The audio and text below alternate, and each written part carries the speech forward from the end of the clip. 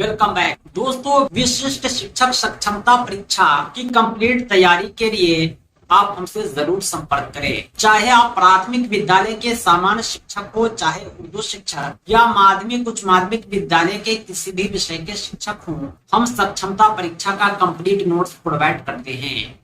हमारे PDF notes आपके WhatsApp पर और प्रिंटेड बाय पोस्ट आपके द्वारा उपलब्ध कराए गए पते पर भेजे जाते हैं। हमारे नोट्स को प्राप्त करने के लिए संपर्क करें 7631314948 पर। इस नंबर पर आप कॉल भी कर सकते हैं, व्हाट्सएप भी।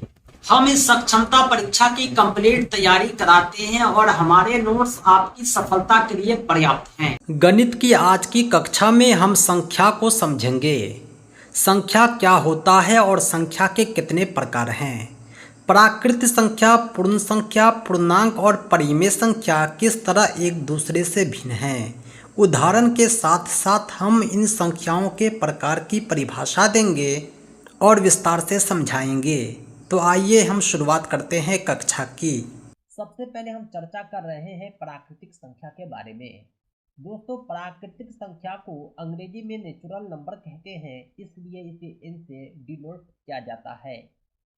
एक से लेकर अनंत तक की जो संख्याएं होती है उसे प्राकृतिक संख्या कहते हैं। दूसरे शब्दों में यह गिनती की संख्या भी होती है। किसी भी वस्तु को जब हम गिनते हैं तो उसकी शुरुआत एक से करते हैं, इसीलिए प्राकृतिक संख्या की शुरुआत भी जो होती है वो एक से होती है। ये प्रकृति द्वारा ली गई संख्या होती है, क्योंकि हम हर प्राकृतिक वस्तुओं की गिनती एक से ही शुरू करते हैं, जीरो से नहीं। और ये कहाँ तक बढ़ता है? अनंत तक। अगर आप 1 लाख, 2 लाख, 5 लाख कुछ भी बोले तो उसके आगे भी कुछ होता है, इसलिए इसे अनंत, इनफाइनाइट कहते हैं। दूसरी जो संख्या है वो है पूर्ण संख्या। पूर्ण संख्या जो होता है प्राकृतिक संख्या की तरह ही होता है, लेकिन इसकी शुरुआत शुरू से होती है, क्योंकि कोई भी प्राकृतिक संख्या एक संख्या बनती है जब उसमें पूर्ण संख्या सम्मिलित होती है। 10 में भी पूर्ण संख्या है 0, 20 हो, 30 हो, यानी जीरो का उपयोग बार बार होता है। इसका संख्या में एक अलग स्थान होता है जिसे पूर्ण संख्या कहते हैं। पूर्ण संख्या को अंग्रेजी में होल नंबर कहते हैं, इसलिए इसे W से प्रदर्शित किया जाता है। उम्मीद करता हूं कि आप आसानी से समझ पाए होंगे प्राकृतिक और पूर्ण संख्या के अंतर को। आइए आगे बढ़ते हैं। अब हम जानेंगे परिमेय संख्या के बारे में, जिसे रेशनल नंबर कहते हैं। परिमेय संख्या की खूबी यह है कि इसे P/Q के रूप में प्रदर्शित किया जाता है, इसलिए इसे परिमेय संख्या कहते हैं। इस परिमेय संख्या को आम बोलचाल की भाषा में बट्टा वाली संख्या भी कहते हैं, क्योंकि P और Q के बीच में ये जो आप निशान देख रहे हैं इसे आप बट्टा के रूप में जानते होंगे। ये कंप्यूटर में क्रॉस हमने लिखा है, लेकिन कॉपी पर इसे इस तरह लिखा जाता है। आप देख पा रहे होंगे हमने 2/5 लिखा। इसमें शर्त यह है कि P और Q दोनों जो है पूर्णांक संख्या होनी चाहिए। पूर्णांक संख्या का मतलब ये है कि उससे बड़ी होनी चाहिए, जिसमें यह भी शर्त यह है कि Q का मान 0 नहीं होना चाहिए, भले कुछ भी हो। उदाहरण के लिए हमने 2/5 लिखा, ये परिमेय संख्या है। 2/7 लिखा, ये भी परिमेय संख्या है। अगर हम 2/1 लिखे, ये भी परिमेय संख्या है। 2/0 लिख दे तो ये परिमेय संख्या नहीं है, क्योंकि परिमेय संख्या के लिए शर्त ये है कि Q का मान 0 नहीं होना चाहिए। अब हम पढ़ते हैं अगले टॉपिक की ओर। अगला टॉपिक है अपरिमेय संख्या। अपरिमेय परिमेय का ठीक उल्टा होता है, यानी इसे P/Q के रूप में प्रदर्शित नहीं किया जा सकता। ऐसी संख्या जो होती है अपरिमेय संख्या कहलाती है। खास तौर से ऐसी संख्या जो होती है दशमलव वाली संख्या होती है, और ऐसी संख्या से सॉल्व करना पॉसिबल न हो। जैसे √2, इसका वैल्यू क्या होता है? 1.414 होता है।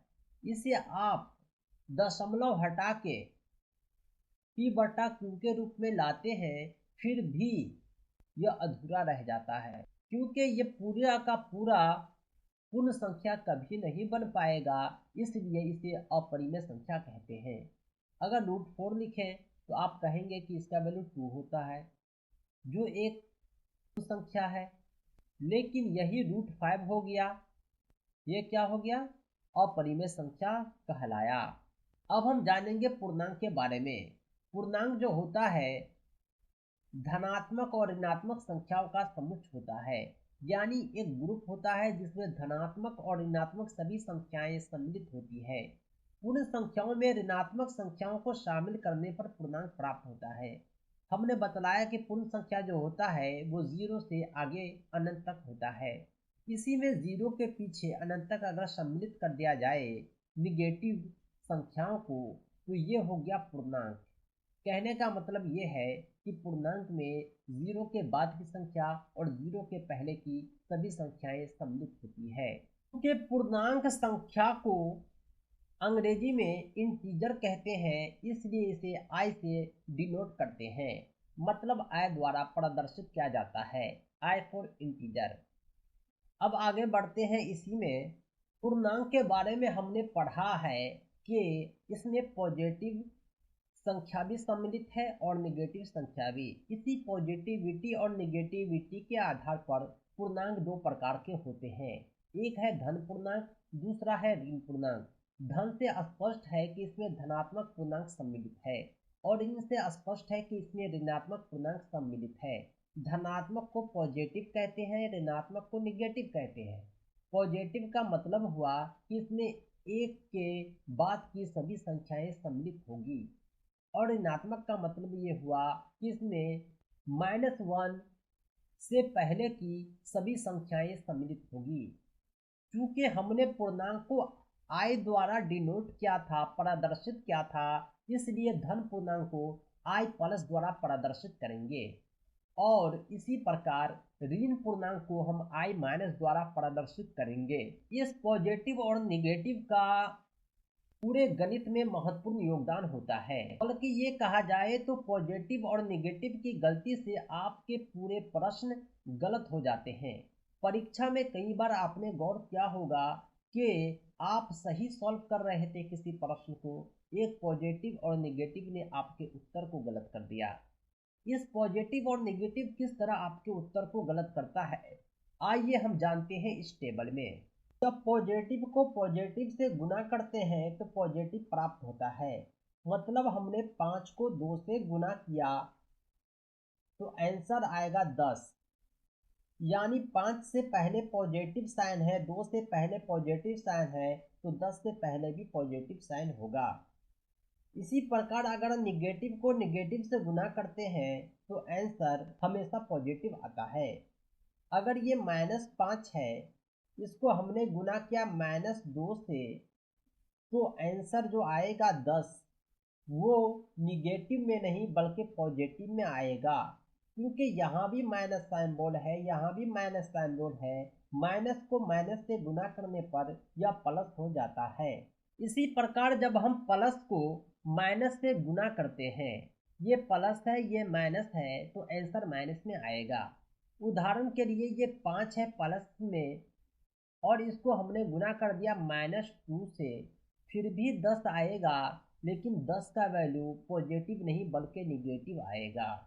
कहने का मतलब ये है कि अगर एक बार भी निगेटिव आ जाता है तो आंसर निगेटिव में प्राप्त होता है। अगर पॉजिटिव या निगेटिव 2 बार रिपीट हो जाता है तो आंसर पॉजिटिव में आता है। इस प्रकार आप बोर्ड मास के प्रश्नों को भी सॉल्व कर पाएंगे। पॉजिटिव और निगेटिव जहां मल्टीप्लिकेशन में रहे आप आसानी से पहचान पाएंगे कि आपके उत्तर पॉजिटिव में आ रहे हैं या निगेटिव में। तो दोस्तों आज के लिए इतना ही। कंप्लीट तैयारी के लिए विशिष्ट शिक्षक सक्षमता परीक्षा कंप्लीट नोट्स के लिए आप हमसे जरूर संपर्क करें 7631314948 पर। पाठ्यक्रम आधारित संपूर्ण अध्ययन सामग्री के माध्यम से कम समय में आप बेहतर तैयारी कर पाएंगे और अपनी सफलता सुनिश्चित कर पाएंगे और राज्यकर्मी का सपना आपका पूरा हो पाएगा। दोस्तों इस सक्षमता परीक्षा के नोट्स और अपडेट के लिए आप हमारी वेबसाइट www.teacherahmed.com को भी विजिट करें। साथ ही साथ हमारे एंड्रॉयड ऐप टीचर अहमद को प्ले स्टोर से जरूर डाउनलोड करें। इसका लिंक आपको इस वीडियो के डिस्क्रिप्शन में भी मिल जाएगा। दोस्तों आज के लिए इतना ही, हम मिलते हैं नेक्स्ट वीडियो में एक अमेजिंग टॉपिक के साथ। थैंक्स फॉर वॉचिंग, धन्यवाद।